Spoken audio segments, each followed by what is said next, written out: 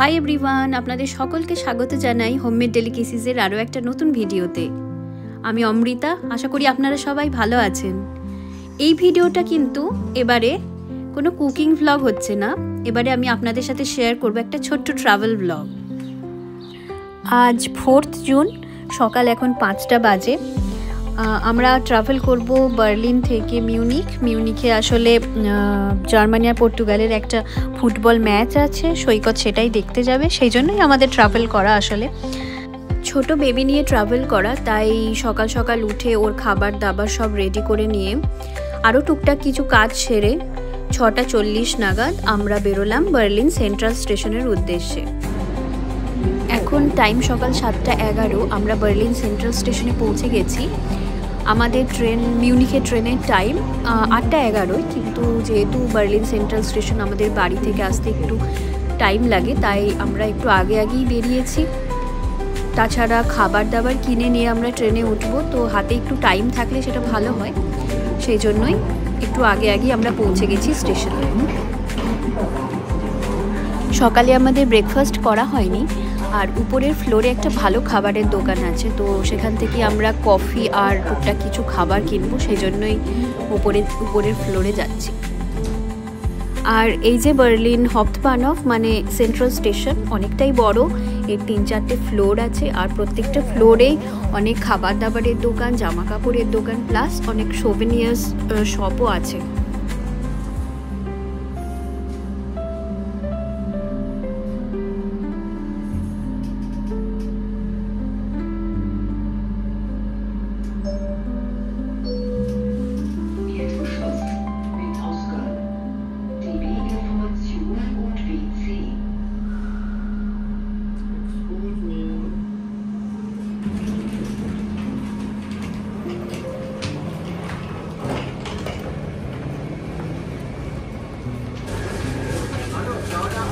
এই যে খাবার কিনে নিয়েছি, একটা করে বাটার মশা আর একটা করে প্রেটজেল, তার সাথে একটা জলের বোতল নিয়েছি, আর এই একটা করে আমাদের দুজনের কফি।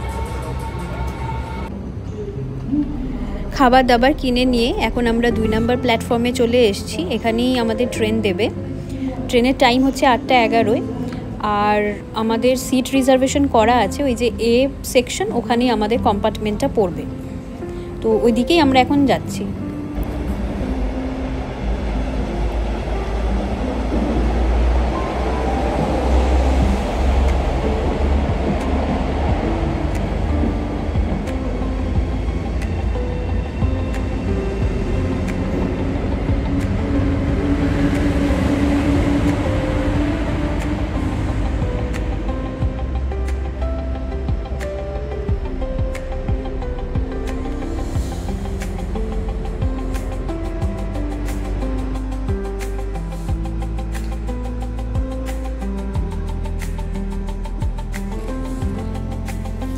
ট্রেনের জন্য আমরা অনেকক্ষণ ওয়েট করছি, 2বার ট্রেন ডিলে করে, দুটো আলাদা আলাদা টাইম দেওয়ার পরে ফাইনালি আমাদের এই ট্রেনটা কিন্তু ক্যান্সেল হয়ে গেছে। তো এখন আমরা যাব ট্রাভেল ইনফরমেশন সেন্টারে, দেখা যাক আর কি অপশনস আমাদের জন্য অ্যাভেলেবল আছে।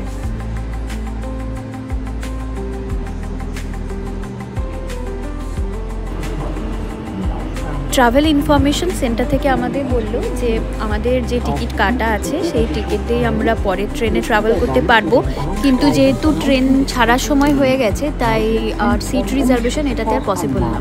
হাতে টাইম খুব কম, এই ট্রেনটা 3 নম্বর প্ল্যাটফর্মে দিয়েছে, 9:06 ছাড়বে, তো সেদিকেই এখন আমরা চলেছি। আমরা ট্রেনে উঠে পড়েছি। ট্রেন একদম অন টাইম ছিল, আর লাকিলি আমরা উঠেই 2টো ফ্রি সিট পেয়ে গেছি মিউনিক অবধি, নাহলে খুব প্রবলেম হতো। তো জিনিসপত্র সব গুছিয়ে নেওয়া হয়েও গেছে মোটামুটি। এবার আমরা একটু টুকটাক খাওয়া দাওয়া করবো।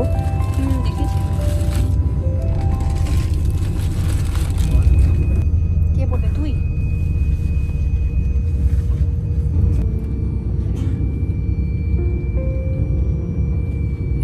কেমন খেতে? এই স্টাফড প্রেটজেলটা আমার আর সৈকত দুজনেরই খুব পছন্দের।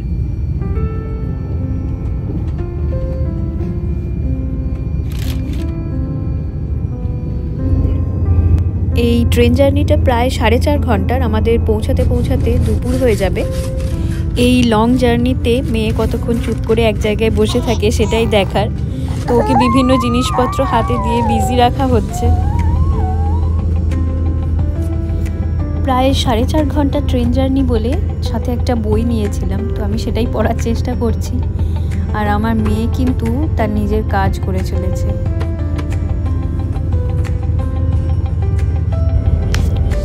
এত শান্ত হয়ে বই পড়া মেয়ের পছন্দ না, তাই ওর সাথে এখন খেলা করতে হবে। যতই আমরা মিউনিখের দিকে এগোচ্ছি ততই কিন্তু ল্যান্ডস্কেপ চেঞ্জ হচ্ছে, আর বাইরেটা বেশ সুন্দর লাগছে দেখতে।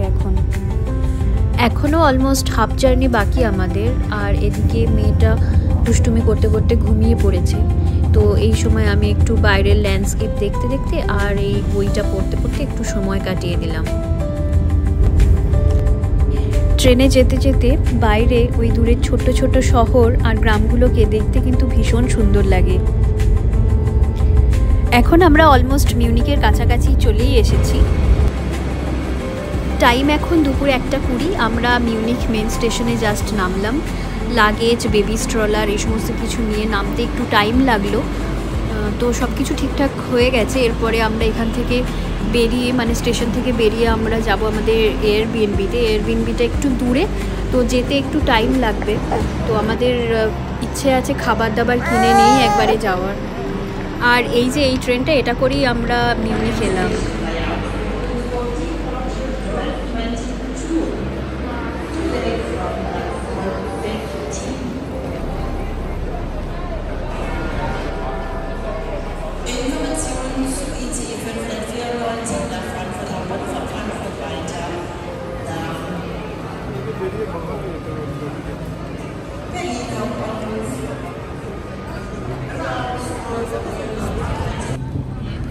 স্টেশন থেকে বেরিয়েই একটু এগিয়ে গিয়ে আমরা যে ট্রামে করে আমাদের এয়ারবিএনবির দিকে যাব তার স্টপ ছিল, তো সেখানেই আমরা চলে এসেছি। এখন ট্রামের জন্য ওয়েট করছি।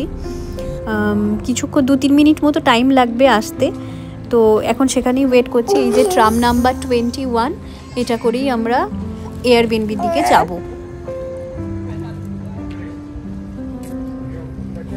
বাইরে এখন ওয়েদার দেখুন একবার, পুরো ব্রাইট আর রোদ ঝলমল করছে।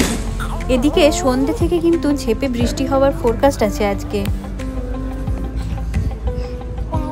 এখান থেকে আমাদের এয়ারবিএনবিটা ট্রামে করে যেতে প্রায় 20 মিনিটস মতো টাইম লাগবে। ডিস্টেন্সটা অনেকটাই। আসলে এই যে ফুটবল ম্যাচটা আছে তার কারণে এই কাছে পিঠে কোনো হোটেল বা এয়ারবিএনবি সেরকম আমরা পাইনি। যেগুলো পাওয়া যাচ্ছিল সেগুলো ভীষণ কস্টলি ছিল, তো সেই জন্য একটু দূরেই নেওয়া হয়েছিল। আমরা ট্রামে উঠে পড়েছি। আমি লাগেজটা নিয়ে একটা বসার জায়গা পেয়েছি, কিন্তু সৈকত স্ট্রলার আর মেয়ে নিয়ে এখন দাঁড়িয়ে আছে। একটু ভিড় আছে ট্রামটায়, 2-3টে স্টপ পরে হয়তো একটু ফাঁকা হবে, তখন যদি একটু বসার জায়গা পাওয়া যায়।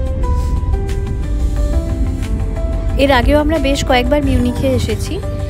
এই বছরের ফেব্রুয়ারিতে আমরা লাস্ট ভিজিট করেছিলাম এখানে। তো তখন এখানে ওয়েদার ভীষণই ঠান্ডা ছিল। তখন 2 দিন ধরে স্নোফল হচ্ছিল আর চারদিক একদম সাদা হয়েছিল, দেখতে বেশ ভালো লাগছিল। আর তখন আমরা ছিলাম সিটি সেন্টারের কাছে একটা অ্যাপার্টমেন্ট হোটেলে। সেখান থেকে আমাদের বাকি জায়গাগুলো ঘুরে দেখতে ভীষণই সুবিধা হয়েছিল।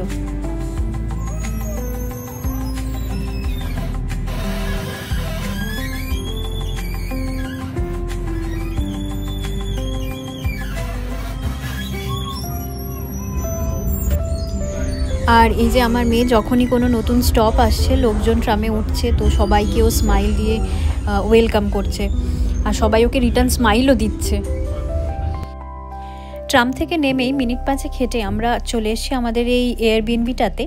চলুন আপনাদের রুমটা একটু ঘুরিয়ে দেখাই। বেশ সুন্দর, ভালো করে সাজানো রুমটা। কিন্তু এখানে আমরা শুধু আজকের রাতটাই থাকবো। কাল সকালে আমরা এখান থেকে চলে যাব ইন্সব্রুক। ফুটবল ম্যাচটা আছে রাত্রি 9টা থেকে, তো সৈকত যাবে আর ওর ফিরতে ফিরতে মোটামুটি মাঝরাত্রির হয়ে যাবে। তো ততক্ষণ অবধি আমাকে মেয়েকে নিয়ে একাই থাকতে হবে এই রুমটাতে আজকে।